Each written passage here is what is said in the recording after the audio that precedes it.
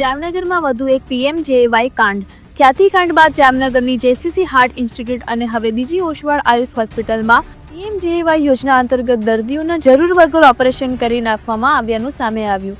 ઓસવાળ આયુષ હોસ્પિટલમાં cardiac કૌભાંડથી ખડભડાટ.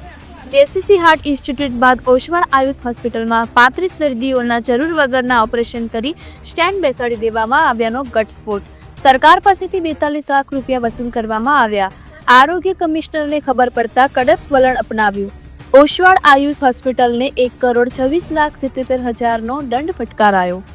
PMJAY અંતર્ગત યોજનામાંથી હોસ્પિટલનું કાર્ડિયાક વિભાગને રદ કરાયો.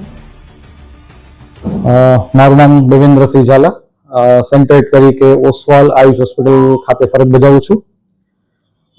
ગઈકાલે બપોરના 12 કલાકે અમને સરકારશ્રીના પીએમજેએવાય યોજના હેઠળ અમને એક મેલ આવે કે જેમાં અમને અમારો કાર્ડિયક પીએમજેએવાય યોજના હેઠળ જે કાર્ડિયક ડિપાર્ટમેન્ટ છે એને અને અમારા પીએમજેએવાય યોજના હેઠળ જે કાર્ડિયક ડિપાર્ટમેન્ટમાં જે અમારા ડોક્ટર છે, ડોક્ટર શ્રીપાદ ભીવસ્કર એટલે જે કાર્ડિયોલોજિસ્ટ એમને અને અમારી હોસ્પિટલની કાર્ડિયક વિભાગ બરાબર છે પીએમજેએવાય માંથી સસ્પેન્ડ કરવાનો અમને એક મેલ આપવામાં આવેલ છે.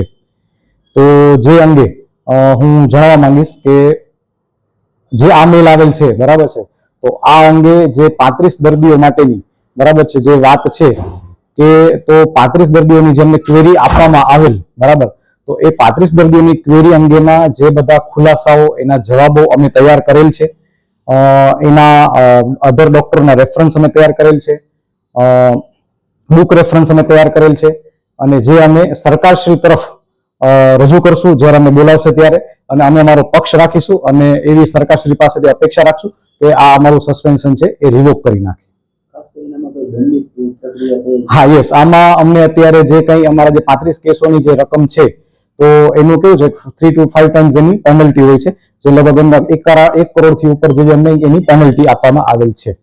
અને જે કંઈ આ દર્દીઓ માટેની જે વાત છે બરાબર છે, તો દર્દીઓ બધા અત્યારે હેમખેમ છે. દર્દીઓ અત્યારે ડોક્ટરને ફોલોઅપમાં બતાવવા આવે છે બરાબર છે, કોઈને કંઈ કોઈ તકલીફ નથી અને બધું બરાબર સારી રીતે કામ થયેલું છે.